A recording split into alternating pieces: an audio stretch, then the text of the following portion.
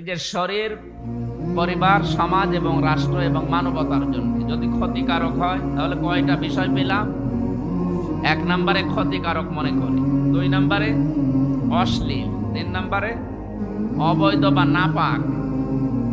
এই যে অনেকে বিড়ি হারাম বলে না, চট্টগ্রাম আর সিলেটে বিড়ি হারাম বলা ঝামেলা, এই দেশের ইমামরাও বিড়ি খায়।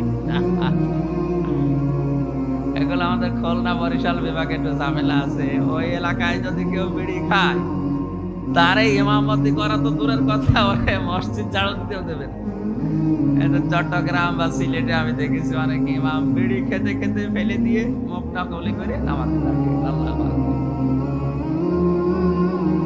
হারাম বলার জন্য যে বিড়ি বললাম হারাম, কয়টা জিনিস বললাম হারামের জন্য? মিলান তো 3টা আছে কিনা? এটা কি নাপাক?